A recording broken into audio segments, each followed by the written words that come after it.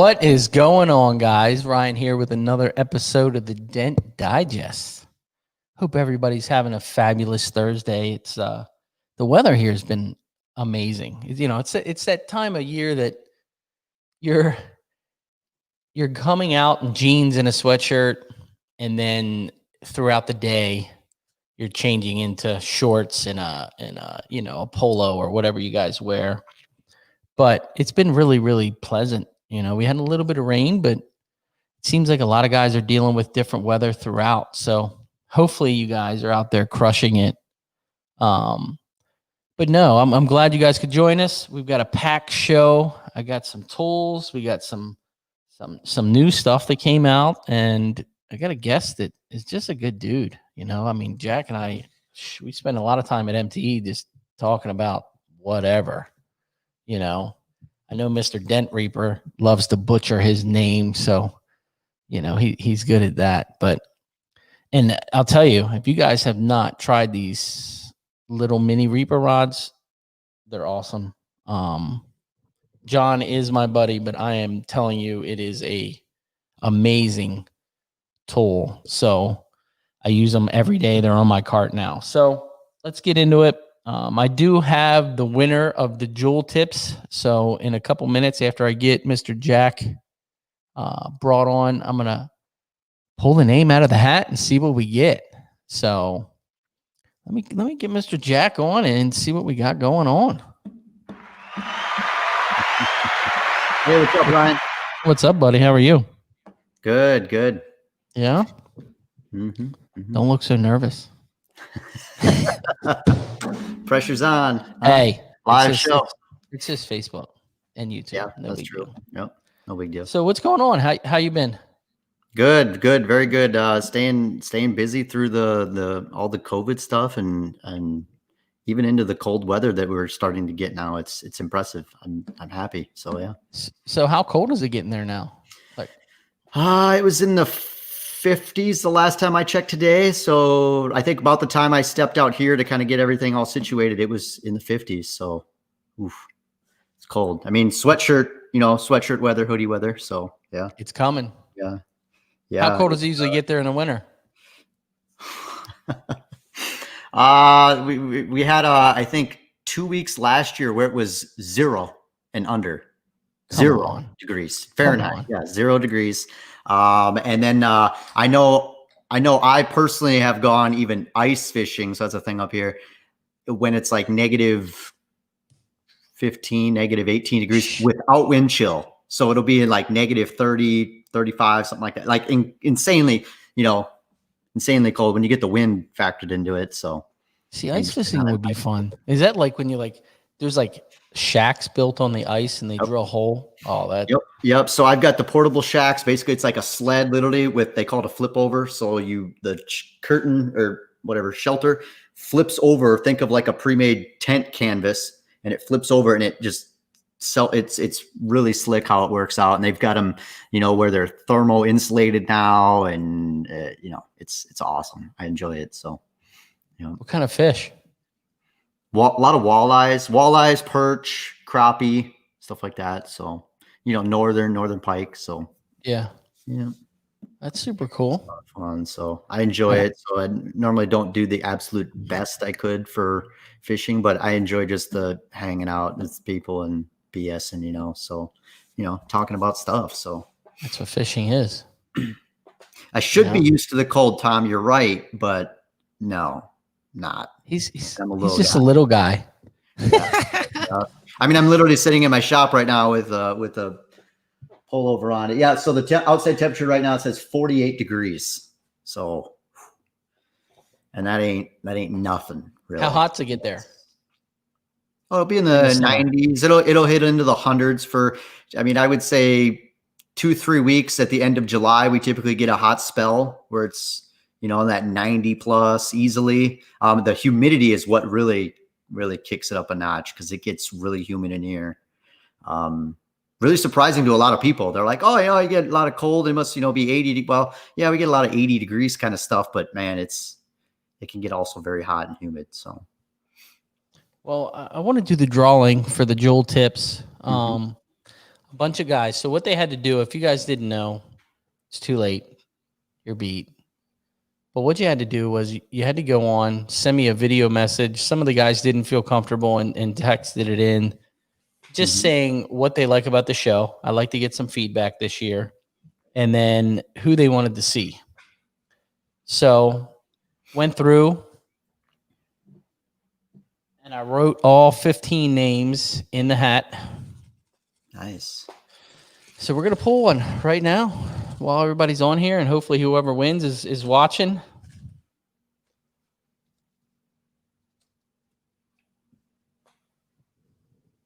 Adam Jones. Look at that. And he's a local. Well, he lives in Pennsylvania, but he works down here. But Adam Jones, you're the winner.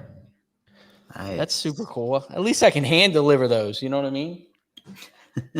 That's cool. I'm glad Adam won. He's been an avid watcher for the whole time. He's been watching a long time. So, Adam, I will get with you and get these tips over to you. And, at least we can talk for 3 hours, whatever it takes. You know what I mean? Dent guys get together and they just sit there and just yap about nothing for 3 hours. So. Oh, so true. So I got a couple tools here I want to get on, and then we're going to get into your story. And, if you guys still have feedback about this, still send me the message. I still want to hear, and keep bringing you guys some value here. So I got something that's not really a tool, but I wanted to bring it on, and I really wanted to bring it on with you on, because you're into this stuff. And I got a new little toy for some video work, and I want to give my review. I've had it here and been trying it for a little bit. The new GoPro Hero 9. This has the media mod on it to where it lets me use the larger microphone. If you're doing any type of video for Paintless, I mean, I think I probably have $4,000 wrapped up in camera gear.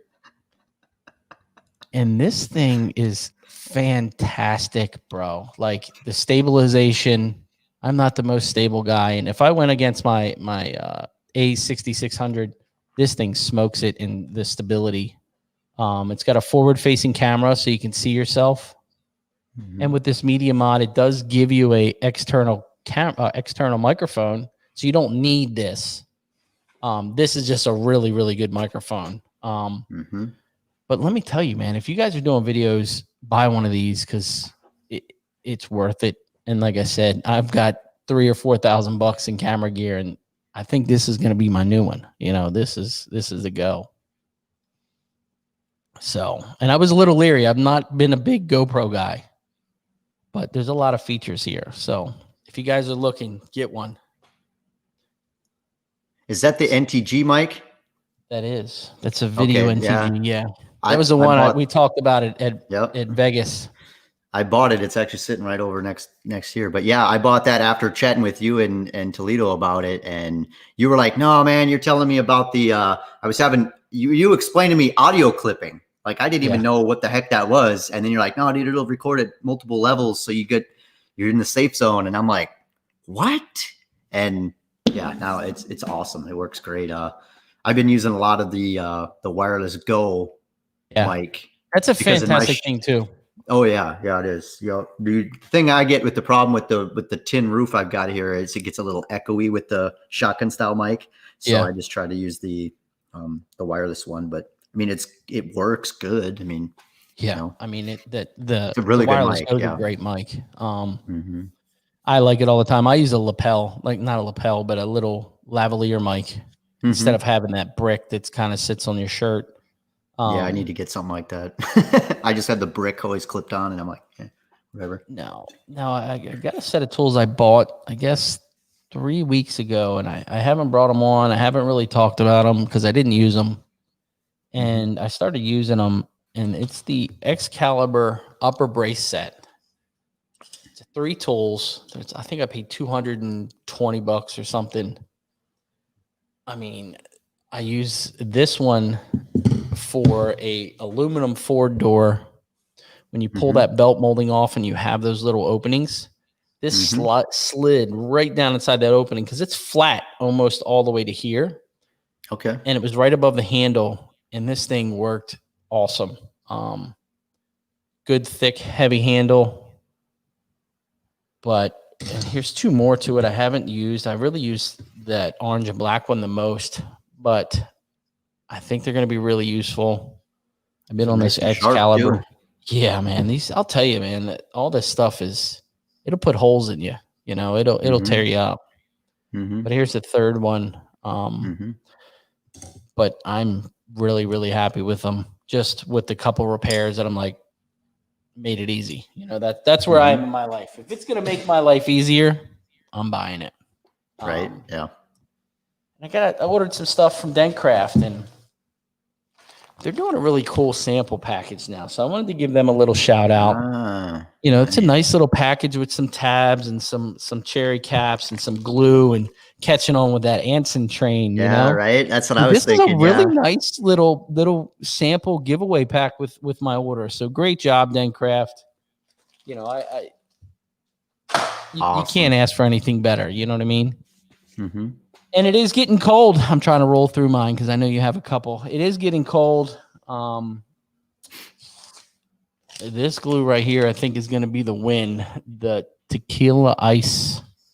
I fell in love with their Tequila Fire this year. But Craig does such a good job with glues,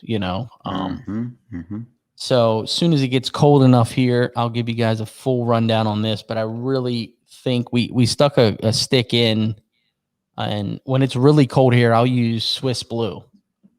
But this is very similar, but it's got more of a snap, kind of like a cactus green. So I'll keep you guys posted, but it's getting cold. So make sure you stop up on this.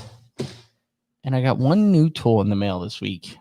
And it is Cam Auto's new hammer set. Ooh. And it's it's a carbon shaft, longer. I don't even know how long, 24 inches, I guess. That's a long hammer. Pretty long. Carbon. It's got a little ball at the end. And what I really like, I tear stuff apart a lot of times before I even use it. What I thought was really, really cool was on this very end, he threaded the carbon, which I've never seen. So inside of this barrel, it's threaded. So this little plastic ball threads inside there. And I just thought that was pretty cool. What I also like was it comes with a bunch of tips, and they're heavy. I mean, this hammer, it's got some weight to it. So it's kind of got this mushroom tip, aluminum, a little blunter, and that's what it comes with? Yeah. Okay. Yep. And then what I was super excited about is this plastic puck, almost like the Kiko puck. Kiko has that puck, nylon puck, but this is almost like a Durline or a harder plastic. But this hammer I haven't used. I'm going to put it in the works probably on Monday. The weight of this is a lot like the Daniel Grom hammer from Carbon Tech. Thinner shaft, but it is definitely top heavy. But I was super excited about this. For using how long do you suppose that is? Is that a 15, 18 inch, something like that? I think this is an 18 inch. Okay. But this one's definitely long. I mean, this thing is super, super long. So, but it's a full carbon shaft. Charles does a pretty good job with this stuff. And I think a lot of this is mainly, he does a lot with the collision world. So I always chat with like the tool guys at the body shops when they're talking about glue pulling or, and Cam Auto always comes up. And I'm like, I tell everybody, Cam Auto and Kiko, you can't go wrong. Both of them are just fantastic tools to do it. Some of the tabs from Cam Auto I do like because they kind of form to more of a rounder, like a rocker or whatever. But you can't beat the dead centers or the centipede tabs from Kiko. So, you know what I mean? Yep. Those are awesome tabs. Yep. They're every day I use them. And if you're glue pulling, you're using those. I am. Even the crease tabs, man. I mean, I used that today on it was a RTR F-150. It was a rare F-150 and had a little dent close to the cab on the bed. And I was I was like, I'm not tearing the caps off of this thing. So just whoosh, in aluminum, and it pulled the crap out of it. So Nice. fantastic. But that's all I got for you guys. I kind of ran through them because I'm excited to see what Jack's got over there.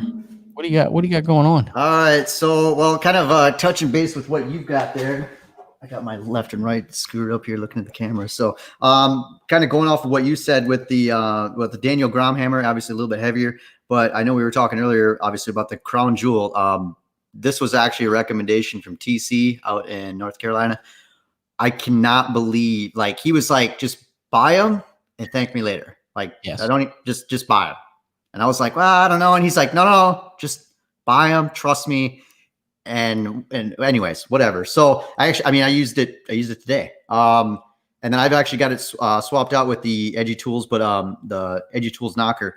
But I mean, this setup here, if you're trying to blend any kind of bigger crowns and whatnot, I mean, it works so good. It's got that extra weight, so you're not, I know I'm a big fan of the jackhammer, Shane Jack's hammer, but sometimes you need that little extra weight, because you don't want to sit there and have to hit it 500 times with the lighter hammer. So this one, that's where this comes into play. I mean, this is what I've been using the crap out of. Now, is that okay? I was going to say, is that the coated tip that's on there from Dave's stream? I've got one over there. I have that. I've used that. It works really good. I just at this time I just happen to have this one on. So hey, what's up, Lynn?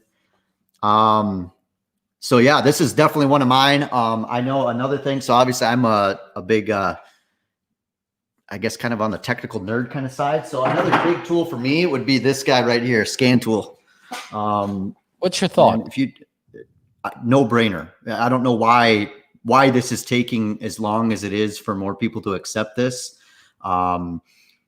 Just today. So the 2020 RAM I finished up on, if you guys aren't a member of the NapDart so NAPDRT and PDR Nation scan tool group. Anyways, they've got a lot of tips and tricks in there and using this today. So if you're not familiar with the scan tools, in order to clear codes or do any other than reading them on any Chrysler product, so Chrysler, Fiat, Dodge, or Ram, all those kind of things, you actually need a bypass security module that you need to register. I'll do a video on that later if you want to reach out to me. Just mention it or whatever.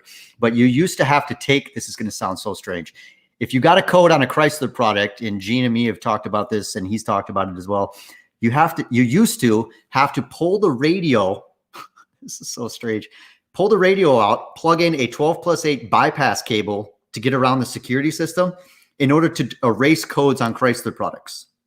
And you had to pull the radio out, literally hang it from the mirror or something, have it held up and plugged in still, and then plug this module in order to bypass the codes. So that obviously would deter a lot of people right off there. Well, for $50 a year, you can register to a third-party software that connects to the Chrysler software and allows you to go in there. Anyways, I don't mean to go off on a tangent, but anyways, if you're not doing pre and post scans on cars, I don't understand why not. Are you doing it on every vehicle? Every vehicle. Yep. So, any vehicle I'm taking on all insurance jobs, yes, and on retail stuff, it kind of depends. Your $150, door ding plus R&I. No, typically I'm just lumping it into there because you can get up to $300 to run this scan tool from an insurance company. So for me to add a $300 charge for a scan tool, I'll run myself out of business I think. I mean, maybe that's head trash, but anyway, so yeah, but I am scanning every single car that I do. And it's, just pulling a taillight, you can get 3-4 coats. The last car I did a Instagram live video on it, but the last car I pulled a taillight on, it came up with 4 codes for the taillight. So is that illuminating and check engine light? No, but it shows a footprint of somebody was in there working on something at some time. And my scan tool will even tell me the mileage when it was calculated at. So it knows exactly when it timestamps it. So, if you go, somebody goes and gets into an accident and then they oh, the taillights didn't work or something. I don't know, whatever. They can go back and see when it was worked on, and then they can go, oh, well, where was your car on October 1st? Oh, it was at the dent repair shop. Oh, okay, well, they worked on it, and it has a code here that's showing that the taillight wasn't working properly after. Why aren't they working on it? And all the manufacturers nowadays have position statements where they state that a scan tool needs to be used. And you get a lot of customers and insurance and all that stuff that'll be like, oh, well, you don't need to do that, or you don't need. Man, I'm not here to argue with you on it. This is what the manufacturer, the engineer that made the car says to do. Yeah. Who am I to argue with that? Because that's not gonna, if God forbid anybody have any type of lawsuits issue. But I mean, the body shop stuff, they've been pushing this for a while, and I'm glad that the guys at Anson got on board and are now selling Alltel stuff. I know Vinny's talking about it on the podcast. John Renstrom. I mean, they're all very very big pushers of that, and it's been really good for the industry. But it's surprising to me that it hasn't taken off more than it has, I feel. And, a lot of the insurance, I mean, they're pushing it, you know what I mean? They're not even questioning it. Some of them, like State Farm, I had no problem, Really? Oh, wow. Okay. All right. We'll have to talk about that later. So I've had problems with, they'll pay it, but you have to really push it and stand your ground is the most important thing. True. Now, is that Alltel? Yeah, that's the Alltel MS906TS. So the one Anson sells is actually the BT version. So 906 BT, I think that means Bluetooth. This one's basically, it'll do tire pressure monitoring sensors as well. So it's still wireless to the car. You literally plug in a little module about, I don't know, whatever, smaller than a cell phone into the ODB2 port underneath the dash. And then it wirelessly connects to the system or into the scan tool, and it works great. I mean, I bought it. I've had that scan tool for 2 years now. Actually, 2 years in October. So, I mean, if you figure every insurance hail job, $294 and whatever 60 cents. Why are you not doing it? What did you pay for it? $1,400-$1,500, something like that, I think. Yeah. Now I bought it right off of Amazon. So, but be very careful, because I was lucky. I didn't know about the whole counterfeit third party, not being able to work in America kind of thing. Just go to Anson and buy it at Anson, so it's legit. Don't argue about the $200 savings. Well, if you buy it, if you save $200 and then it doesn't work when you need to update, now you got a very expensive paperweight. So spend a little bit of money. Support the tool companies. I mean, you know what I mean? So does it require yearly updates, is someone asking? Yes, if you want to run the latest and greatest cars. That's 2020 Ram that came in that just finished up today. I had to run and update that. So it goes up in October. Go figure. I get a 2020 in October, and well, luckily I got to wait. So, but anyway, so I had to update it. I actually used a guy that taught.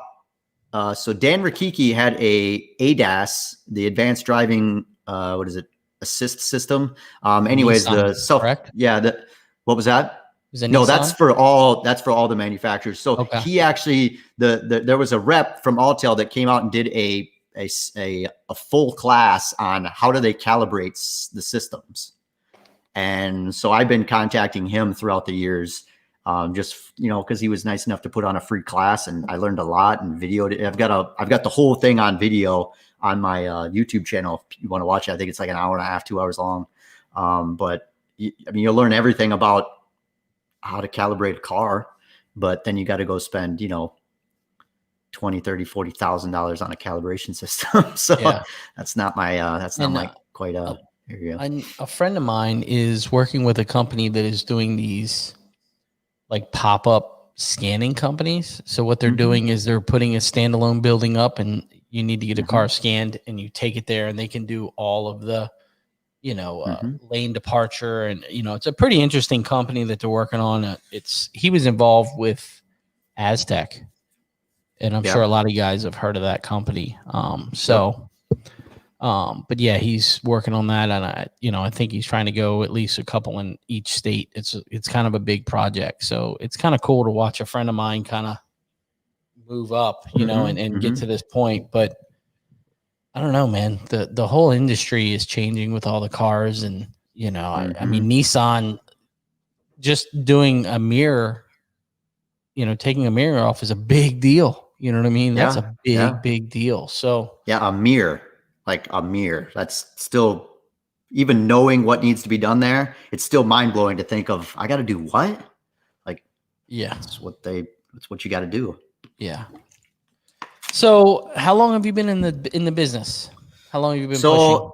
I started kind of doing it on the side after work when I worked at a body shop in about 2010. Was at the time painter at a body shop, body man, kind of doing a little bit of everything. At that time in 2010, saw some texts prior to that to me really going, wow, that did some work and they were okay, you can kind of see it and whatever. And then saw a tech that did some dents for us. I remember it was a yellow Ram Bumblebee edition back when that was a big deal. And I just remember being like, oh, it's got a couple dents in the fenders. You're going to fix them, and fixed them. And I just remember all three of us at the body shop being like, we're out there, hawk-eyeing it, really checking it out. And we're like, dude, we can't see it. Like it's literally gone. And when I saw that, I was like, dude, that's amazing. I don't know. I was just drawn to it. I just saw it. And I was so amazed that you could do something like that to that skill level. And I was like, I got to do that. I got to get the tools and learn how to do that. And ended up talking with that tech. He kind of pointed me in the direction of getting some tools. Worked a few nights at his shop with him, just kind of, hood on a stand, pushing with the hand tool up, which is, holy cow, pushing with just your standard hand tool when you don't have the arm strength and the hand-eye coordination. Holy cow, that is a workout. Like, gotta get that. I would gotta get that. Yeah, right. So that was anyway. So, and then throughout the next 4 years or so, kind of doing it on the side, doing it after work. I mean, I remember sitting in the back of my dad's shop after work and just coming home and working on a hood and another hood, and then finally upgrading to where you're going to work on your own car. So then you're messing up your own car. You know what I mean? The thing that all of us did. And then in 2014, I got a call by that tech that was then hired at the dealership to go do PDR full time. He was like, yeah, I knew you were interested in it, in the dent repair industry. Do you want to come and do this full time and not do paint work anymore? And I was like, man, I loved where I worked. I loved the guys. And they were like best friends. I mean, I still talk with them today. We go ice fishing and all that kind of stuff. But I just knew it was something that I needed to do. And that's the way I wanted to go, and put in a 2-week notice. And in that 2-week notice, it hailed in Sioux Falls twice. So, I mean, I'm not one for signs, but I mean, that's a pretty obvious sign to me. You know what I mean? Run right to the wolves. Right. So, so that was pretty cool. And then, got started on the, in the used car department, in the recon center, pushing dents. First one I did was a newer model Camaro, door ding on a body line. I was so freaking nervous because, anyways, and then just kept working at it, worked my butt off. Do you think as a new guy, and I was having this conversation with my buddy Shane that works with me, do you think 50 or 80% of the issue when you're new is mental? Like, as in your mental block of, you're scared to mess the car up. You're scared to do anything wrong because you're not sure if you can recover. Mm-hmm. Mm-hmm. What's your thoughts on that?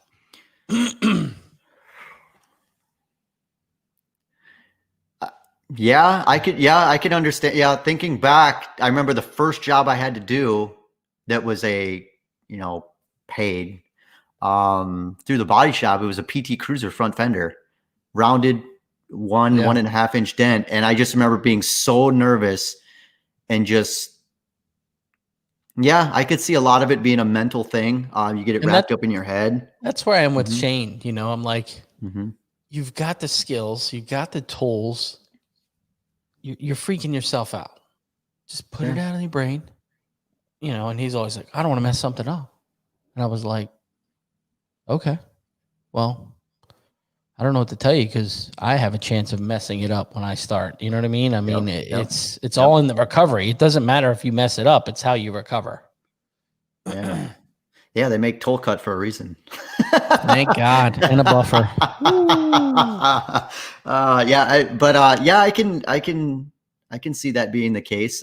People getting mentally stressed out. I mean, you're absolutely right. I mean, who's to say, that you or me couldn't mess that up? I mean, we've all had it. A tool slips, and you put that high line in it. And you're like, you almost got to step away and just go take a breather and go. I don't know, go chat with some people, or so you just gotta take yourself away from the situation. Because I guess for me, that's how I'm able to recover on that kind of stuff. Because if I just sat there and had to go, man, you need to have that disconnect point. Like, all right, I need to just step away, go have a breather, Or come glue. back. You're working on that last little pit. You get the glue in there, and you're like, smack. And you look at the tab, and all the paint's on it. You know what I mean? You're like, oh my gosh, you've got to be kidding me. It's that very last second. And I get scared. I had a dent today on a pearl white truck, and I sat back and I was like, should I? I look at Shane. I was like, should I glue this one more time? Maybe just one more time. Let me just get one more little. And he's like, Oh, yeah. no. No. Don't do it. So Yeah. look at that with the Yeah. Thanks, Michael. talking about your business. And one thing I want to shout out, I see something you got in the background there. Your Koozies came in and they turned out really good. Yeah. Yep. So yeah, I had these made by a local company. Been handing them out like they're going out of style. So so they turned out good. just backwards. Yeah, they look good. And then I got the my information on the back of them and Going backwards to you. Yeah, true. So I had a local company make these up, and they were a little bit. I'll be honest, they were a little bit more than I originally wanted to spend, but whatever. So they're totally worth it. I mean, I don't know. I guess around here, koozies are a big deal. I mean, I don't know if it's a regional thing or something, but I mean, dude, I could give every single customer one of those, and they'd be like, "Heck yeah, dude, thanks." It's not like, I say, Michael, send me your address. I'll send you a few. So yeah, and then so I guess before I get off track, I did want to mention one more tool. We got all night. Obviously, I was gonna say, okay, yeah, I got you. So this is obviously, if you guys know me, I really love doing the video aspect of dent repair. So, all right, take care there, Tom. Good chat. Good. Thanks for joining. So this is the new camera I bought. Like June, I suppose, right around my birthday or so. This is the Canon EOS R with a 15 to 35 RF L series lens. If you don't know anything about camera, this is like the Cadillac. They've got newer, better cameras now, but this is a really good, way overkill for anything that we do. But I'm a total nerd on all this stuff, so whatever. So I went from the Canon M50 to this, which is a huge step. That's it's like from a little itty bitty, almost not quite point and shoot, but like that to this big old beast. And then I've got actually the Rode mic on there, the wireless mic. Yep. So I guess that Mike did mention the business cards. So these are the new ones that I had made. I'm gonna blow you up. Hold on one second. Okay. Make you full screen. So those are the new cards I had made up. I'll try to get the light in there. Yeah, it's not the greatest, but flat. Check out my Instagram. I've got them on there, and then on the back, so I've got a QR code. That's what this guy is over here. So prior to COVID, and COVID actually I think helped a lot with this. A lot of people didn't know what QR codes are, but a lot of places now are doing the whole menu thing on your phone and stuff like that. So I actually had Dave Streen's company make these up. And man, this is they did a home run job. I mean, they're thick. They've got the little bit of green on the edge, representing the colors. And then you just basically take a QR code, if you're not familiar with it, you basically take out your camera phone, open the camera setting on any of the new phones, and you just literally take your phone and hold it over top of that as if you're going to take a picture, and it'll automatically pop up and say, hey, do you want to go to whatever you want to set it as? So like mine, I'll have it set as my website. What's your thoughts on the NFC cards? That's actually, I'm glad you asked. I'm actually getting NFC tags to put on those. So if you, I don't know why I put them away to sit them down, but, but right up in here where the little logo is, that's not actually NFC built in, but it's made so I can put, and not look weird, the NFC tag that you can get on Amazon. They're little circle dots. I don't remember the exact size, but it's that size of that logo there. So you can actually put a tag over there, and then you go up to people that have NFC turned on their phone or any of the new phones, and you literally tap it on there and it auto populates all the stuff. So I know other guys like Ray Sapnew's got cards that are actually built in, so they don't have the third party tag. Yeah. I was talking with a company on having those made. They were roughly $10 or so a card. So it's not something you're going to be giving out. I mean, maybe to a body shop to have them tapping people's phones. But they weren't really delivering on the design feature. So I went back and forth with them for a month, and it was just like, I don't know, make them look cooler. I don't know what to tell you. I'm not a design guy. I didn't really give them a whole bunch of requirement. I mean, other than I want my name, I want my logo, I want my personal name, phone number, email. Do with it what you will. And then they send me back like this little all green blob card that just looked like you made it in Paint, like Microsoft Paint. Like it was, I'm like, man, I'm not a designer. That's kind of why I was hoping that you guys would be able to take the reins and run with it, go away with this, but they didn't quite deliver. And I mentioned it to Dave about I was having some problems, and I'm like, man, do you mind if I just have your guys send me over some template or just give me something to even get the ball rolling on them, like kick them in the butt? And then they basically just took their design and put it on my card, on their version of my card. And then they're like, oh, what do you think of this? And I'm like, I didn't mean to straight up copy it. I meant to give you some ideas. Like, whatever. And I had used that card company before when I had these cards made. So these are credit card embossed. They look literally just like a credit card.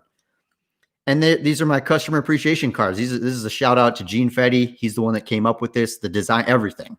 So when I get done with the customer's car, I give them this card, and they're like, "Oh, what it's a credit card," and they're like, "What is this?" And I explain it to customer appreciation card, has a discount, stuff like that, and it's transferable. You give it to anybody you want. I'm not a stickler. Like you don't have to have this card with you to get the discount. But I mean, I like anybody. We all appreciate referrals and people getting back to coming back again. And you remember what you paid for those? These ones here were about 88 cents a piece, roughly.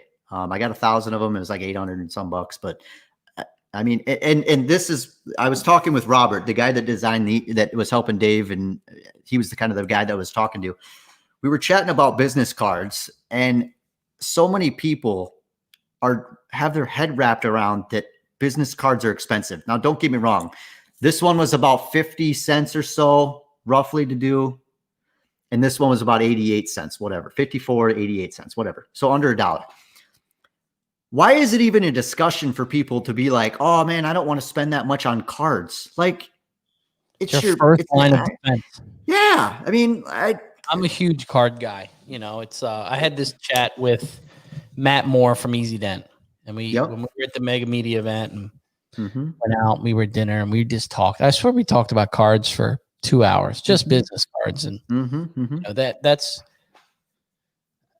when you go to a manager and you hand them a nice quality card, you can see them sit back and they're like, okay, you kind of give yourself, okay, I'm that quality guy. I'm not just a Vistaprint, and there's nothing wrong with the Vistaprint card. Look at these. These are my original cards that I made before I started the business. I mean, that's Vistaprint. I mean, that was 500 for $10. They got the job done. They work, but I mean, think about it. You go in and hand a manager.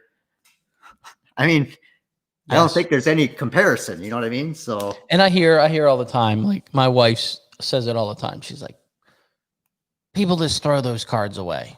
And I'm like, because I've done repeat customers cards and they're still in the console.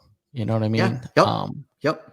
So I don't know. It's the NFC cards I do get. And now with COVID, I think they're going to be a big hot seller. And there's a lot of options out there for that now. And what I do like about those is it gives them, you can have a couple different options, your Facebook, your website, your, Instagram. There's a bunch of options you can do, or LinkedIn. So if you guys are interested in those, definitely do some research. There's a bunch of companies out there. And I want to bring another thing up is you were talking about Robert. Robert works for Dave Stream, and I've been using Robert for a while with my website stuff, and they are fantastic to deal with. It's kind of a breath of fresh air. You know what I mean? Like I can just call Robert and have a real conversation about whatever it is, and it gets handled. I don't have to worry about it. So true. It's nice. I mean, so many of us are not involved in the web design aspect at all. Like you're just like, I want this photo. I'm going to send it to you on my website. Done. And I can do all that. And I do most of that. But when you got something that, for a person that doesn't have any experience in or doesn't want to have any experience, there's nothing wrong with that. You just one call and click and done. I mean, today they're optimizing all my images today. So that man is on a different world than I am, because I don't know how to do any of that. I pull up the website and I'm like, what in the hell is that? And he's like, done. Got a problem with that? Done. I'm like, come on, man. Make me feel like I'm spending money and it's it's just like a single little dent that you charge $150 for and you're done in like 4.5 minutes. The customer's like, do I get a discount because it's done early? It didn't take you that long. Yeah. Yeah. It's all in the experience, buddy. Sorry. Yeah. Yep. And I actually had one of them this week. I had one of them this week. Yeah. A really unique customer kind of, and it was funny. I'm going to tell you a funny story, and it was probably not the best customer service story that I should tell, but it's funny as hell. So I was like, I've got to tell it. So older fella calls me. He's got a Porsche Macan, and he's like, hey, I got this one little dent in the door. All you're going to have to do is get your little sucking machine and put it on there. It's going to suck it out. And I was like, hold up, sir. And he's like, what? And I said, we got a major problem. And he's like, what's that? I said, I don't have one of those sucking machines in my truck. So you're going to have to find another guy. And he's like, what do you mean? I was like, we don't suck the dents out. And then I went through how to fix it. But he was like, at the end of the day, when I finally fixed his car, and he looked at me and he goes, you were more expensive than the other guys, but I liked how you explained how you were very upfront and blunt. And I was like, it was kind of funny. You know what I mean? It was, I don't know, just his reaction of sitting back when I was like, hold on. I don't have one of those in my truck. I'm sorry. You're going to have to find another dent guy. And his reaction from there, I was like, this is a perfect, if I could have filmed it, would have been amazing. That's savage, man. There's no way I would have. He had me on the phone for so long that it gets to that point when you're like, you're like, all right, let's. Yeah. So, but I got the job. He was extremely happy, but he was a very high maintenance customer. And I went to the body shop that actually referred me, and I opened up the door and I said, dude, who is this? And I'm not going to say the customer's name. And he's like, why? And I was like, you referred him? And he's like, yeah, he's a little high maintenance. He kind of comes in here, acts like he owns the place. And he's like, he just wants to talk for hours. I'm like, yeah, I know. And I said, he's like, did he call you? I said, yeah. And he started laughing, right? And I looked at him and I was like, what are you laughing about? He's like, because he had you on the phone. It happens to me all the time. I said, gotcha. He's like, what? I said, he's on his way here right now because I'm fixing it at your location. because you referred him. And he got in a car. He got in his car and left. You know what I mean? What? So, really? Yeah. Yeah. But yeah, we're going to have him sit in the office and chat with you while I'm fixing the dent. exactly. So, It was like see payback. ya. You know what I mean? Yep. But I'll tell you, what? the guy went online, gave me a Yelp review, a Google review, a Facebook review, and just one of those customers that are just, he's mine for life now. So, but he's like, the only reason I went with you was because you were up front and blunt with me. And I was like, cool. Doesn't happen much. Mm-hmm. So, but if you're, what is your, so you work out of a shop there. Mm-hmm.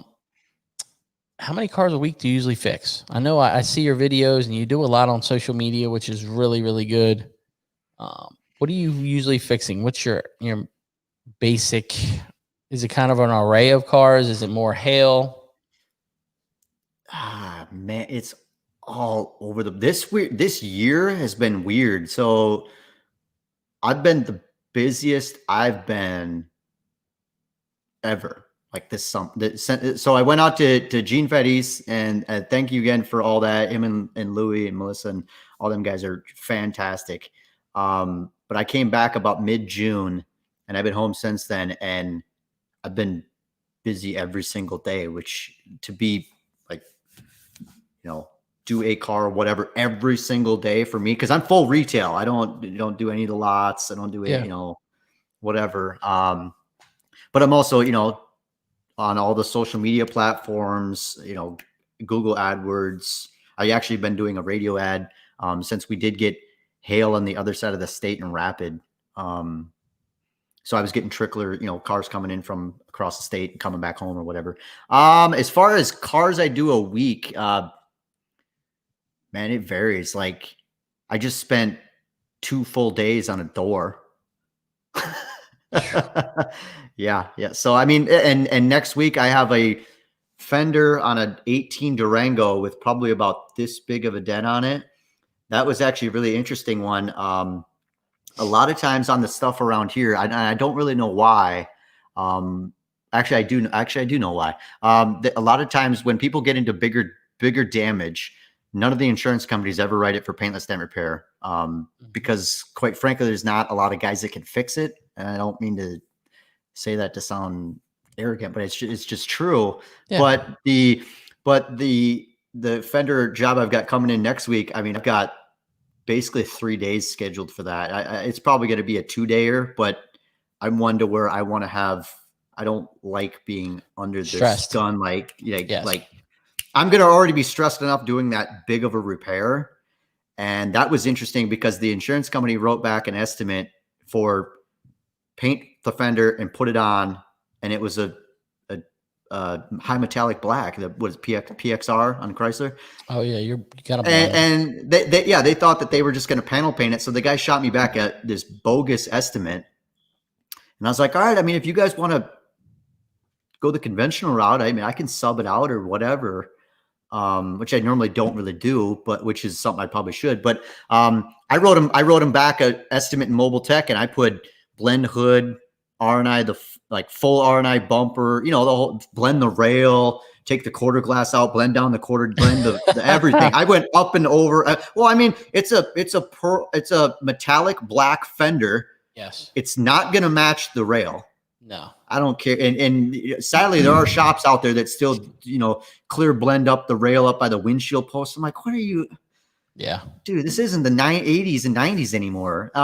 Anyway, so I came back with an estimate that was like 3 times theirs for conventional repair versus their original conventional repair estimate. And then the guy literally shot me back an estimate, line item my dent repair cost on there, and add all the other stuff. And so that's a big job coming in next week. But so anyway, so not to get off on a tangent, but I mean, so it really depends. I mean, there's days where I'll do multiple cars a day, and then like this week I basically had Friday off. I had a good friend, Cameron from North Carolina, came up to visit, a dent guy, and he came up to visit, so I basically took the day off just to hang out and talk dents and dreams, baby. Yeah, lots of talking and having fun. Eating good food, sushi. Did my first bacon burnt ends on the smoker. Woo! damn, that's candy. I see what I think it was. Daniel Grom's always talking about brisket burn ends, I think is what he's talking about, but burnt ends from Anson at the Anson open house. And so it was amazing, bro. Is it? Yeah, I can imagine. I mean, my first go around with not all the correct stuff that I was supposed to have, I just kind of made up a concoction of stuff, and I didn't even end up putting barbecue sauce on them at the end. They tasted that good. Like I was just like, oh my god, these are so good. But so anyway, so that's what we did Monday. But not to again get off on track. But I've got another big job coming in tomorrow that the guys just wants an estimate for now, and then another job that rescheduled for next week. So like tomorrow's going to be kind of a slower day, but it's Friday. It doesn't really, I guess, I don't know. It doesn't bother me a whole lot. So I look at it I try to, and that's one thing that takes a lot of discipline is having a shop at my house. It's very easy to get sidetracked and go work on house stuff, whatever, anything. So I noticed that's a big thing with me is trying to stay focused on working during work hours, which I'm normally very good. I am pretty good at.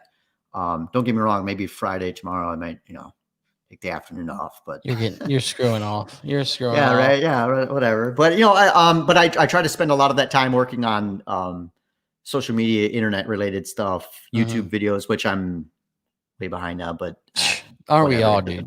Aren't we all behind? Yeah. I've actually in the process right now of chatting with the guy about using him as an editor. So hopefully that'll fix all that problem. So I started showing him some of the footage and stuff like that. And I got him on my YouTube channel and had him look at what I've got and said, this is kind of what I'm looking for ideas, but I don't want to constrict you to one way. Like use your creative thinking to spice it up a bit. I don't know. Like, anyway, so that's that'll be interesting. Because I started showing him I sent him 4 cars that I'd worked on, 4 different cars in the files, and it was 90 some gigs of footage. Holy shit. Yeah. Well, with the new camera and I'm not even shooting in 4K, but between the new camera and then the GoPro footage, because a lot of times I use the GoPro as the time lapse kind of, or hyperlapse, I guess, technically. Yeah. I think it works really good for that. The camera doesn't have a problem with it, but it's just the GoPro is just so easy for the hyperlapse. Just click, boom, set it. It's small, out of the way. Yeah. Yeah. It works so well. So now on tool wise, what's on your want list?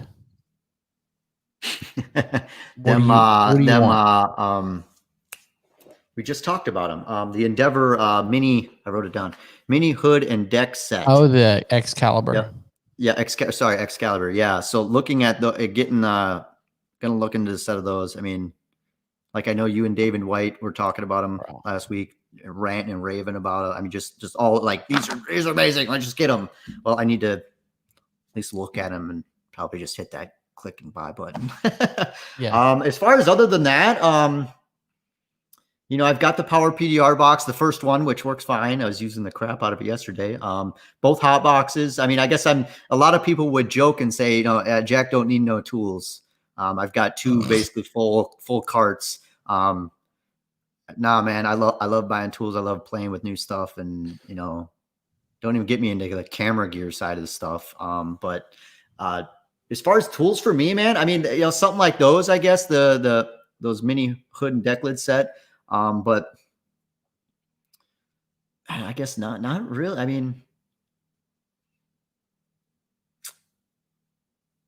and I've got so much stuff that it's crazy. I bought this year when I was out at Jeans, I actually bought, I don't know what took me so long, but I finally broke down and bought the Kiko Robo lifters or mini lifters. Yeah. I really wish that I would have bought that beautiful blue one in the back corner you've got there, but I just couldn't I just couldn't stomach spending I think they want like $100 more for it.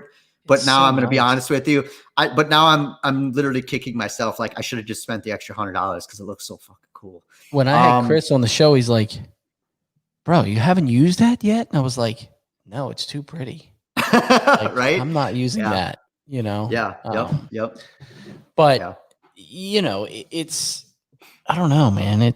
There's some, I still need some stuff. I mean, I I finally like I want to get the Carbon Tech hood stand tabletop, the hard top. Yep. Because I do a lot of trunks. I used to struggle on trunks so bad and get all crazy cramped in there trying to get the trunk, and I take them all off now.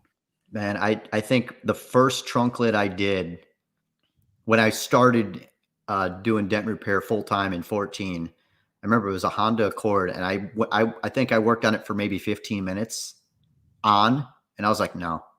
And I didn't even really, I just saw Hale guys taking them off and working on them, and I'm looking over at the other side of the shop going, man, that looks a lot easier than what I'm doing. So I'm going to go cuts and pull your them time. off.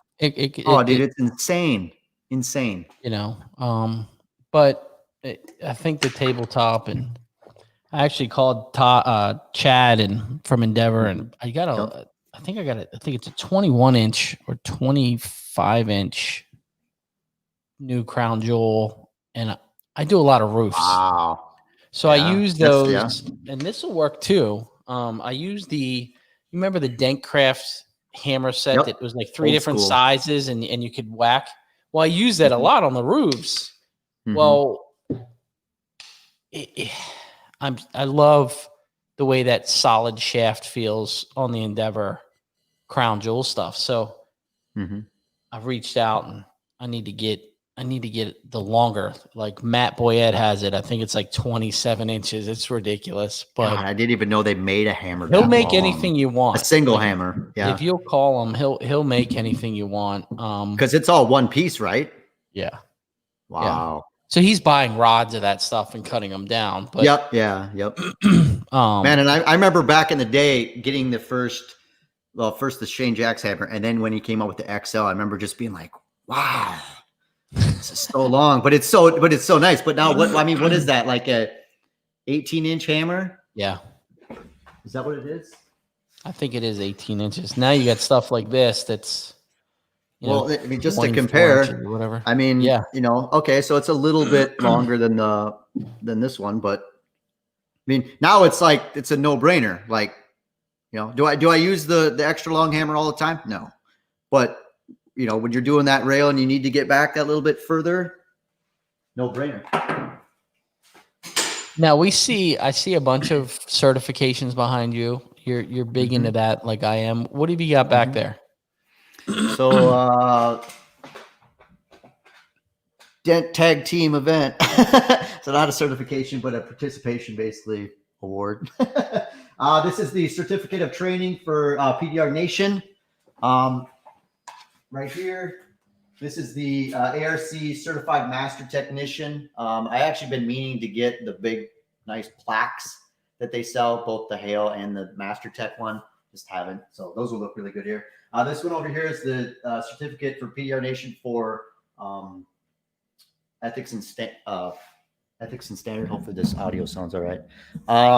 This one over here is the Hale estimating one from Dent Trainer. And then the one below here is just the membership certificate from NAPDRT.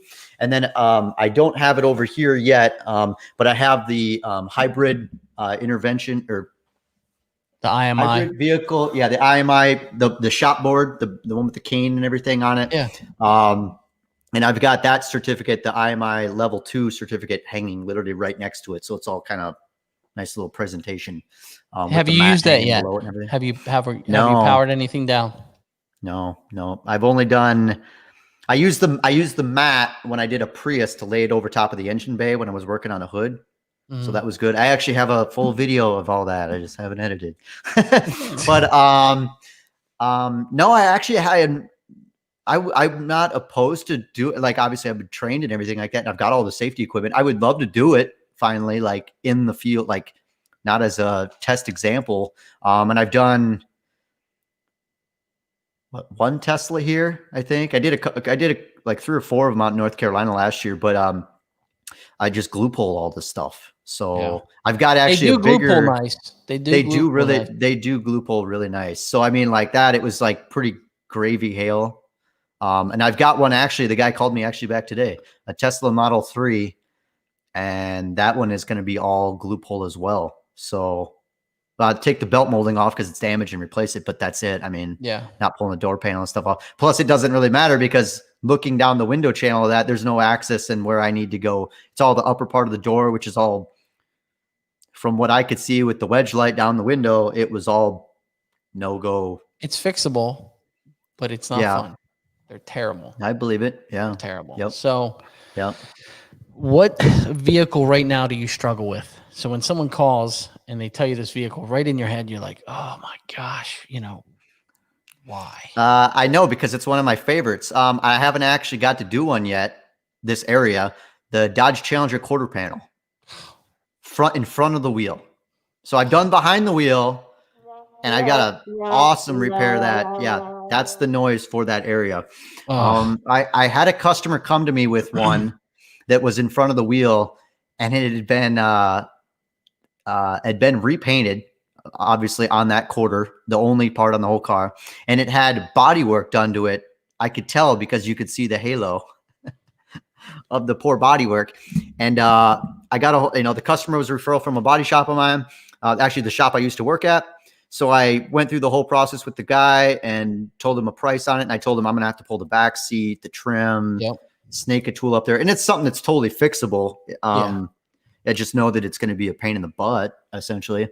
And the guy was like, it was right around the start of all the COVID stuff back in March and whatnot. And the guy's like, I'm just going to play it by ear. I don't know as far as how work's going to go. And I'm like, dude, I totally get it. Just when you want to get it fixed, just let me know.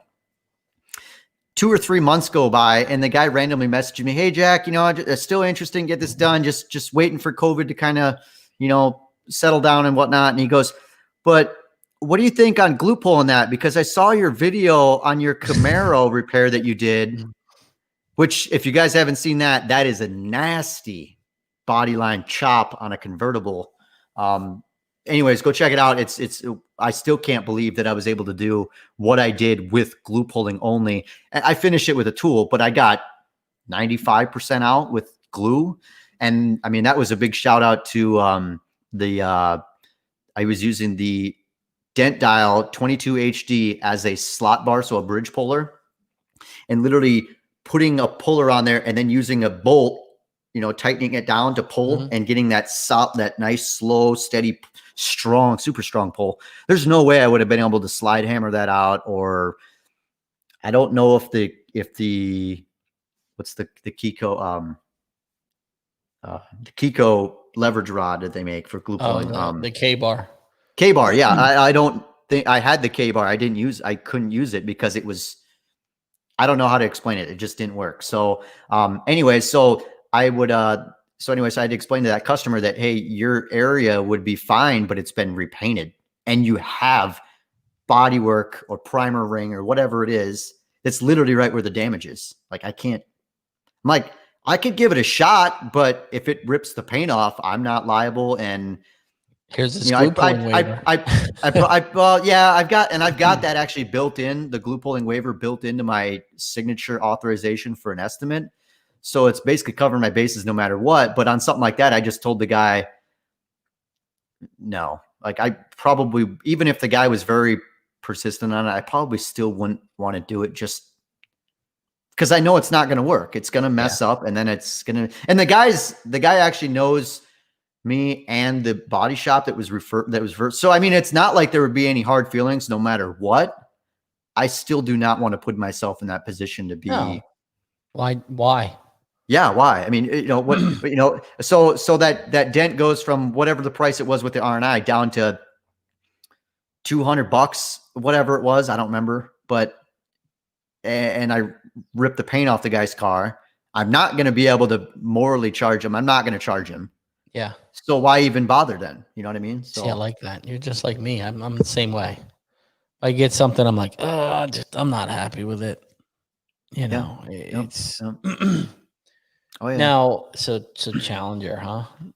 Yeah, I think that the quarter panel on one of those. But as far as like the exotic car, I mean, up here, like a Porsche was not. I don't see very many of them. Audi, the higher end Audis. What is it? An R8. I've worked on one at a dealership one time that had a gravy like dime sized dent in it. I've done one Ferrari, but we don't have any of those really weird out there cars. We do, but I haven't gotten them, and we don't have a huge amount of them. So I hate how about you? F-150s. F-150s. Really? Okay. I hate Any them. specific area or just the whole truck? I mean, The whole truck. I mean, there's just nothing fun. yeah. You know, yeah, I do a lot of them, and I just hate every second. The minute they call, I'm like, you know, it's always I looked in at that one today. spot. You know, Yeah. I don't know. You know, but you know, I feel very technology. fortunate. I feel very fortunate that I haven't done at least to my knowledge, anything severe on one of the F-250 roofs. I The have. new ones. I broke a carbon tech rod. I You broke the broke a hanger. So carbon. you know their carbon tech Oh, hanger they yep. have. Yep. Snapped it. I reached out to Todd and I was like, "Hey, just letting you know they don't work on these roofs." And he's like, "What are you working on?" I'm like, F-250, and he's like, "Oh my gosh, you know, yeah, those roofs are no joke. I mean, they're almost. I would say they're almost. It's like a quarter. It's supposed to be like a quarter thick, right? Like the thickness of a quarter, right? That's insane. The one that I broke was at one of my really good body shops. I'm friends with the owner. It's a big shop, and it was on a car carrier. It was a brand new one, and it just barely hit the top of a bridge. Just kind of hit the very front, like where the header was, and then the windshield. And he was like, "Just get it up, so I don't have to put a roof on this, and we can just do a little bit of body filler." And I'm like, "Okay." This thing was so hard. After I broke the carbon tech rod, I was done. Yeah. But I was using a 5-pound sledgehammer, and I was beating from underneath, and it wasn't moving it. I mean, literally just wow. That's Just to see, nuts. at that point, they were putting a roof on it. So let's see what it would do. Yeah, absolutely. It really wasn't moving it. So, you know, those things are terrible. So when I can't fix something, I always seem to test whatever I can test to the limit to see what it'll do. You know, because you're at that point, you're just experiment time. If you can, I mean, if you got the go like that, that's a perfect example of they're putting a roof on it. So, and that's a really good point that you can make that now. Like, hey, I took a 5-pound sledgehammer to it and it didn't move. So, yeah. You know what I mean? Porta power. Adam Jones is saying a porta power. That's probably true. That's not a bad idea. Yeah. That's you get a really 10-ton in there. And that's one thing I don't have. I do not have a porta power, and I'm okay with that because I don't think I want to fix anything that and you guys are doing with it. Yeah. You win or you lose, or you win or you learn. That's true. Yeah. Yeah. I'm still learning, you know, I'm still figuring it out, man. You know, I've been doing it, 19 years. You know, I look at everybody all the time. I'm like, man, this is the guys. I tell somebody 19 years, they're like, "Ooh," I'm like, yeah, if I haven't figured it out yet, we're in big trouble, you know? But I don't know. COVID's been a weird year. We've been really, really busy with retail, which has been really nice. So it's I don't know what winter's going to do. So I guess we're getting prepared for that. And, but it is what it is, you know. Manny asks, "Are you going to MTE?" Yes. Yes. Yes, absolutely. I cannot wait. I was going to go to Vegas until it shut down. Well, I was still going to go, but I was a little bummed when I heard about what it was going to be. I was like, what do you mean you can't buy, like, what was it? Like, you got to buy the tools out in the parking lot, but yet it was like in the parking garage, tool trucks. That's whatever. But anyways, so, cause I'm not, I guess out in South Dakota here, like we don't have none of the government mandate. Everybody's walking around without masks. None of the restaurants are, I don't even know if they're doing that 50% capacity thing anymore. We just hit 50% starting tomorrow. Wow. And it's full-time masks, you know, technically. Yeah. Yep. Like you're outside wearing a mask in the counties. So like the Anne Arundel County. So where my shop is, you're supposed to wear a mask outside. But I don't know if it's changed lately. I know the last time it was that, I wear it all day long just because Mhm. of the customer. I just want to make the customer, if I'm going to their house, I want to make them feel comfortable, and it is what it Yep. is. Yeah, Because they're understandable, wearing them. totally. Almost every Yep. customer we go to is wearing a mask. So I want to make it very comfortable. Mhm. Because we are charging a premium, you know. Yeah, yeah. But all the buildings still say need mask for entry, you know. So, Really? but then you Yeah. go in the shops and nobody's wearing them, so it's kind of a double edged sword, you know. It's kind of that thing. I don't. It's just a weird time, man. Yeah, yeah. So for the new Yeah. guys, do you have any advice to trying to uh, get out there and grow their business and kind of get forward? You know, any positive advice you got out there?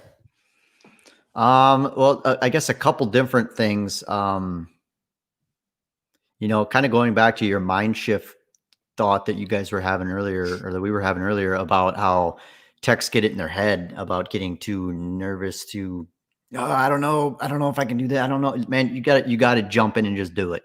Yep. I mean, that's the only way you're ever going to learn. That's the only way you're going to ever get better. I mean, know, like going back to like today, I finished up a Ram door that I talked with Derek Yost, TC Martindale, and Gene Fetty about. I had to talk to all three of these guys because I was psyching myself out on this because I pushed the crap out of what the limits I thought were PDR, and you're never going to learn and get to the next stage. And I was like, man, I don't think I can bill for this. It's out the door, whatever, all that kind of stuff. Like I worked 2.5 days for free, all that kind of stuff. And guy shows up and he loved it. Like, so not to, that's kind of my own head trash kind of thing. But it But still happens to me. I mean, 19 oh years yeah, in, yeah, there's yep. times to where I'm taking on some. My wife looks at me. She goes, "What in the hell are you thinking?" You know, we'll get the emails across the email, and she's like, What are you thinking?" And Yeah. I'm What like, are you going to do with that? Yeah. "Let's try it.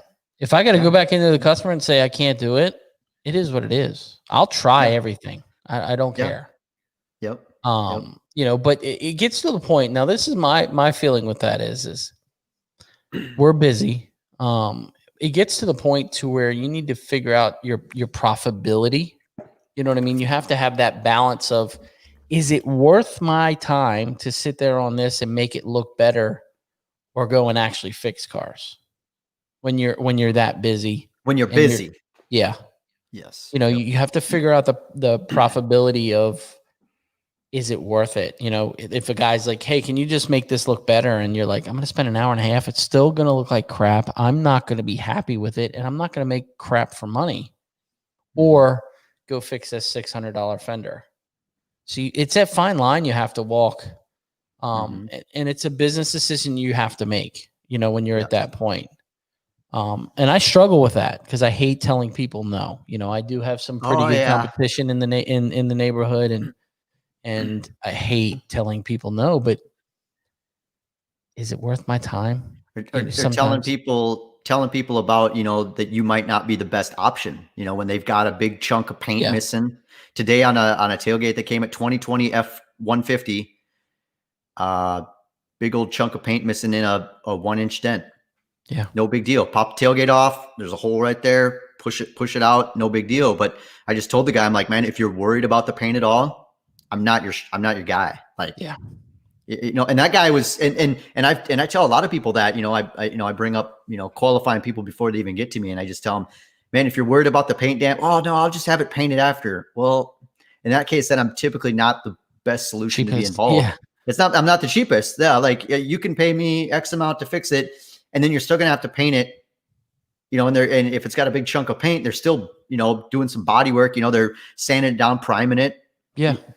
It all costs money. So, and a lot of people really appreciate, just being upfront with them. Like, listen, man, same thing with knowing when to turn away a job, Yes. or sending them to a body shop, whatever. Telling a person, hey man, I tell people all the time, I'm not one to say no. I love a challenge. I do. But this is just something I gotta step out. I can't, Yeah. And I hate to say I can't. I hate to say the word I can't, but I should. I don't know. Whatever. But there's yeah, that balance. There's that balance. Yeah, You know, I exactly. look I tell people all the time, I love money. I would love to take your money, but Yeah. you're going to waste it. Yeah. It's going to be 300 for the repair, and you're going to go to the body shop and they're still going to charge you 600. Yeah. So, and a lot of people accept that, you know what I mean? One thing that I've learned, and I learned this from my buddy that owns a couple body shops, and he's a really good friend of mine and kind of a mentor. And he says, if it starts out as a train wreck, it ends as a train wreck. And every time that I implement that, it's so true, but I don't know, I think my tip for my Thursday, I'm starting these Thursday tips for the show at the end of the show. If you're thinking about doing it, just do it. If it's crossed your mind and you're like, you know what, I want to get a really nice business card, but they're 600, just do it. Yeah. Anything. It doesn't have to be even that. I want to go try to change my clientele. I want to, instead of fixing the 89 Altimas, I want to start fixing 2020 cars, or, just do it. Don't sit on it. Don't be like, well, it'll come. No, just do it. It's that entrepreneur part of me that just says, dive in and just do it. And don't be scared to fail. And we kind of talked about that earlier. And what I feel like it means is you're not really failing. One of the guys in here said it. Every time you fail on something, you learn. You learn something. For one, you learn, okay, I can't use this tool on this, or, hey, this is beyond Paintless. And you've learned how to deal with that customer on the backside. You've learned how to deal with the customer and how to go to them and say, hey, I tried. I was unable to fix it. It looks a little better. I hate that. It's the worst feeling. But let me tell you, at the end of the day, so bad. At the end of the day, okay, when you start fixing that type of damage, the more collision style damage, you get the respect of that customer, and they're going to remember that and come back. Yeah. I've had that happen. Try to do something and even go into it with full confidence. Like, yes, I'm going to glass this, no problem, whatever. Something happens, and it's only happened a few times where where it's a total, I don't want to say failure, but a fully learning experience. And then, a year or two later, they're calling you up, or maybe it's even a job that you like. So a couple of weeks ago, guy came to me last year with a dent in his bumper of a truck. Fixed metal bump. It was Guy calls me back this year and goes, hey man, yeah, I got another dent in my new truck. And I recognize the name, and I'm like, pull it up in Mobile Tech RX, and I'm like, oh, it says bumper. Ugh, nah, I didn't fix that. Like, because I normally just type them in just so I have a record of whatever. But anyways, and then the guy was, he actually told me, he's like, yeah, I know the last time we chatted, unfortunately you couldn't really do it, but I mean, you steered me in the right direction, to where, you couldn't do it, but you hooked me up with the body shop that did. So I appreciate that. And now he's coming back for, a gravy dent that you make real good money. You know what I mean? Like, you know what I mean? So, yeah. So, I mean, it goes a long ways. Treat every customer like they're your last. Yes. So, and I've said this before, and we had this talk. It was one of my body shops, and I said to him, we were talking about customer relations and all that stuff. And yeah, I look at, and we were talking about this before the show, I look at business to where it's not about the money, because after you take care of the customer, the money comes really easy at that point. You know what I mean? Yep. So, but we got to get this thing wrapped up. How can guys find you? Where can they find you on social media? You can just Jack Bucknell, first last name, on Facebook. Any of my internet stuff is all just, you can search the handle, Sioux Falls Dent Repair, at Sioux Falls Dent Repair. I'm on YouTube, Twitter, Instagram, Facebook. I know Jack's like the only person that likes TikTok. Yeah. He's the only one that likes my stuff on Twitter. So I see Jack all the time. I was going to say, I think we're like the only, other than you, me, and Toledo, I think we're like the only 3 dent guys that post on there. But that's actually, that's a really good point with on the Twitter thing, as that was a big thing that I started because of Mike Toledo's PDR 30 challenge. I added that Twitter thing as a extra task, and I haven't even completed it. Like I actually decided to just restart because I kept missing something. So if you're familiar with 75 hard. Yeah. Okay. So anyway, so I realized, hey, I don't get to mess something and then keep going. So I actually restarted. So today is day 3, which is terrible. So explain to the guys what you're doing there. Okay. So PDR, I'm actually glad I got the sheet right here. So the PDR 30 challenge is a thing by Mike Toledo at Dent Time. So if you know PDR, you know him. So basically it's post 2 photos per day on Instagram. One of them is a before and after photo, and the other one is an action shot. You have to use the hashtag PDR30 in both, and then obviously all your business related PDR or hashtags. Another challenge, part of that challenge, post 2 photos on Google My Business. So one photo upload with a description, so in the photo section of Google My Business, and the other one is post a photo about your services in the post section. So you could put a little bit of text in there. Now you're going to get a question here in a minute. How do you add a description to the photo? You could do it a couple different ways, but the way I do it, open up a geo tagging app on my phone, and I can actually add all that information into the back end. So what that means for basically what you can do is in the image, you put it in the back end of the image. So when the internet browser, Google, whoever looks at the image, like digitally looks at it, you type in what's in that image. So I would do, something like hail repair, obviously a big keyword, hail repair - Sioux Falls dent repair - paintless dent repair, paintless dent removal, or PDR. You can mix up all those terms in there. So Google My Business, that's really important on the geotagging thing. I've heard a couple different things. I was actually in the No BS marketing presentation on Tuesday for it, and they actually told me some new information on the geotagging. But basically what putting the information in the back end of the image allows Google to read it and understand what it is. And that's very important. So if you actually pull up an image that you take, so on like my phone, even though I have location services on, which was supposed to be the way that you fix that automatically, it'll show that I'm in the middle of the Atlantic Ocean. Yeah. When I pull that photo up, it shows I'm in the middle of the Atlantic Ocean. Obviously my shop is not anywhere near that.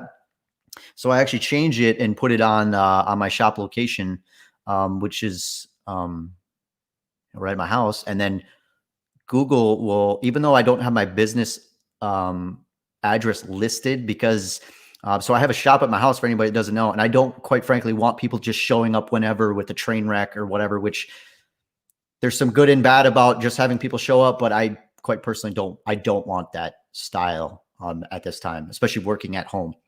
Because I'm not always here. So anyways, so having that information in the photo is going to help Google. So so you do it where you're geotagging it. Yes, and and you can type in the image description and then save it to that photo, and then it downloads it to your phone. What app is that? I'm stealing all your information for all these guys while we got you on here. That's okay. That's all right. I'm more than happy to share all this stuff. And if anybody has any questions on any of this stuff, comments, concerns, whatever, reach out to me personally on Facebook. Just add me as a friend, whatever. Add me as a friend. That way I can see the image, because I'll have people that'll message me that aren't my friends, and then it'll get lost, and Facebook doesn't like to tell me that a non-friend messaged me. So it's called LMGR. So it probably abbreviation, geolocation manager. I know this is an Android only thing, I think. So I always get a bunch of crap about that. But anyways, so iPhone people, I don't know, figure we're beat. You got to use a computer. Yeah. So I guess going back to the PDR 30 challenge, you have to do 1 live video per day. And wow, It doesn't sound that well. I guess to a lot of people that is really hard. It shouldn't be hard to somebody like myself or like you, Ryan, but it still is. Must be a 2-minute live video promoting your business on Facebook or Instagram. Don't forget how they can contact you: direct message, messenger, text, call, visit your website, whatever. And then also another one of the challenges is post a different positive comment about one other PDR profile. So go on somebody else's profile. Now, this is a twist. You got to do somebody new every single day. You got to do 30 different. It's awesome. And then also you have to post at least one story on either Instagram or Facebook. You can literally post it to both in a second at the same exact time. So just do both of them. So if you're following me on my Sioux Falls Dent Repair, you're going to be seeing stories every single day, all the time, sometimes multiple stories, because it's so easy, and that's part of the challenge. So I actually do want to say one more tip that I have for anybody new. First off, this guy right here, your cell phone, most powerful tool. I know Toledo said it. I'm sure everybody said it, or it's so powerful with your business. You can do so much with this. Obviously my big thing is video. And I cannot explain how powerful that is for your business. Everybody's, gets so caught up in, you don't need the expensive cameras. You don't need any of this, quite frankly, you don't need a mic. You don't need anything. You can get that with time.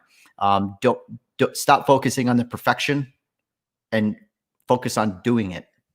Just do it. You have to just jump in and do it. I mean, look at some of my first YouTube videos. It was me holding the phone out going, when I was still employed at the dealership. Hi, this is Jack. I can't even say that. Hi, this is Jack with Sioux Falls Dent Repair with the dealership in the background. Today I'm working on this, whatever. Yeah. That's it. That's the intro. And you know what I say all the time? I get messages from guys and they're like, how do you do this every week? And I was like, do you want me to be frank with you? Sure. Just don't care. Yeah. You know what I mean? You just got to get on there and you get used to it. I mean, look at Manny.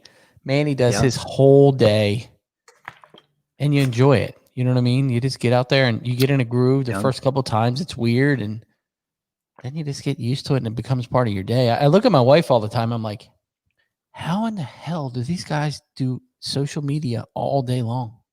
She's like, what do you mean? I don't have the time.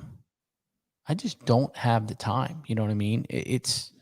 We're busy. The phone's ringing and, it's a crazy. It's a great thing to have. It's a great thing to have. I'm very fortunate, but I'm going to call you out and say, if you wanted to do it, you'd do it. I know. I know you know that, but I know. Yep. Yeah. So, and I'm guilty of it too, like trying to do Mike's, 30 challenge. I'm in the back of my head. I need to go out and make a live video. I mean, I remember literally at 10 o'clock at night, I think one of the couple of first days, I'm 10:30 at night to get done eating food, whatever, hanging out, and I got to go out in the shop and take a 2-minute long video.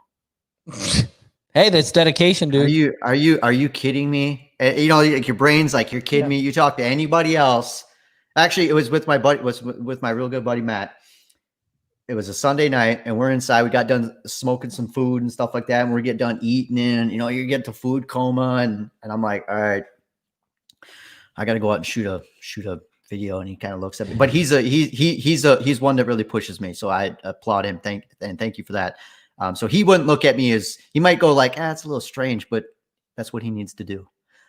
So anyway, so literally come out here, turn the lights on, like, oh man, it's bright. Oh man, it's ready to go to bed, and just, hold the phone out, doing the live video. And I'm trying to think of who was it that said it at Advanced Skills. What comes to mind is Gene Fetty, just, you look at the camera and you can't help but smile. I think it was Nicholas Boothman said anyway. So I think of Gene Fetty when I hear this, but you have to look at the camera and just go, and you might be all run down and tired.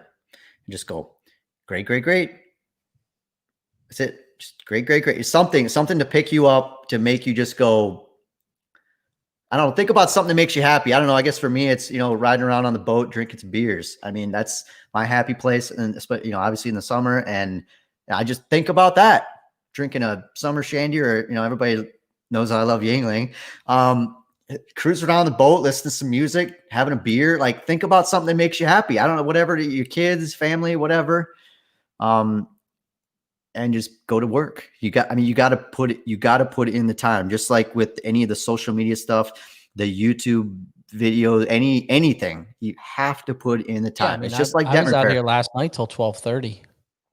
12:30. And I was out of bed and working before 7 o'clock this morning, or at 7 o'clock this morning. You know what I mean? Like, I'm totally on board with the working late. That whole getting up early thing. No, man. I mean, man, I'm a struggler every morning. Out of the door early.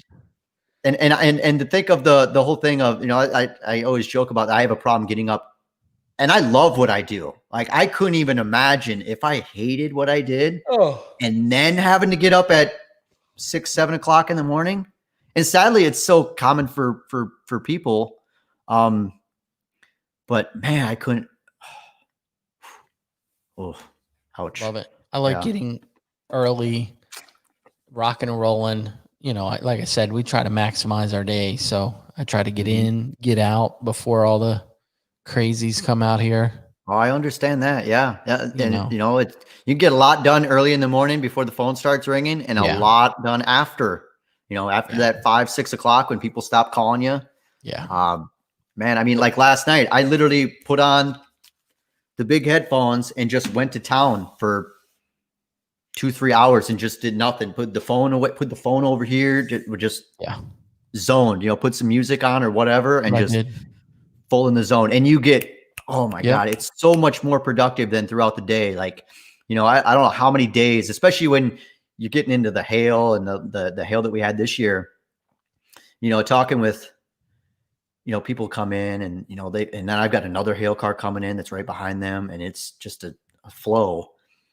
And, some people will actually joke. They're like, man, when do you get anything done? I'm like, about 6 to about 1 o'clock in the morning. I don't know, something like that. That's when I get all my work done. Yeah. I'm a Sunday guy. Sunday's my thing. I sit there and build my whole Facebook week, all the thumbnails, and get the show ready and get on doing something like that. I just do it. I don't post on Facebook every day, but I do some type of, with the PDR30, obviously every day, but I need to get into the scheduling the stuff out, and it makes me relax, man. Like Sunday when I sit there on the deck and I'm just kind of making thumbnails or before and afters or whatever, the stuff that I use, and it just chills me out. Are you posting on the platforms like every day with Okay. Do you notice any fluctuate? Like, I've been testing a lot of stuff in the market probably for the last, 6 months, because I learned a lot when I was closed for COVID. Yeah. And I'm learning, I'm tracking, and I'm learning what posts do really well. Like you've got some posts. I have some posts that are like, I posted one full 24 hours, there's 400 people, reached 400 or reached 1,200 or whatever. So I'm tracking the post, and I'm trying to dissect why that post did so well. Is it the way that the photo was presented, the text, the color? So I'm trying to figure that out. But yeah, I mean, it's every day. Sunday I blast out a bunch of Google My Business stuff, and I do Google My Business about 2 days a week. So usually it's Wednesday and Sunday. So, and Sundays do really well for me. I get a lot of views. A lot of my posts do really, really well. I mean, I did a post on Sunday. It's 1,400 views already. You know what I mean? It's done really, really well. That's really good. And I get some good tips on that stuff. So maybe we'll do a show on some Google My Business stuff that I've been doing that seems to really work. And Google likes more information. In the beginning, I would always put just a photo and just a quick text: dent repair and a Honda Accord fender. Yep. Now I'm filling that whole text box. Everything that you can. Yep. So Yep. but we'll get into that at another I show. would so to touch on last week's episode and what you want to hear more of, that's something I would want to hear more of myself. And I actually feel really stupid because I was listening to that podcast and I was like, all right, I got to message Ryan with the video. And then I totally spaced it off. And then literally you're talking about it tonight. And I'm like, I literally was supposed to do that and I didn't. Well, PDR. it is what it is, man. Yeah, right. Yeah, that's spot on. Hey, yeah, that's spot and I on. wanna It was, so. Chad from Endeavor Tools and Matt Boyette for getting those giveaways set up. But I appreciate you coming on, man. It's been fun. Absolutely. Yep. We could sit here for 3 hours. We've already been here for an hour and 35 minutes, and we could sit here about dents and dreams for the next 4 hours. This is so easy to do. No problem. But I appreciate it, and keep it up. Keep doing what you're doing. You're doing a good job, and right back at you, man. But guys, it's that time. I got to get off here. I got to get to work early tomorrow. You guys keep it real. Wash your damn hands, and I'll see you next week. We got a good one next week. Maybe another giveaway. We got a good one. So, and I think Jack will be watching next week. So it's a good friend of his. Oh yeah, so we're excited. Okay, all right. Keep it real. I'll see you guys next week. Thanks for joining us. Bye-bye.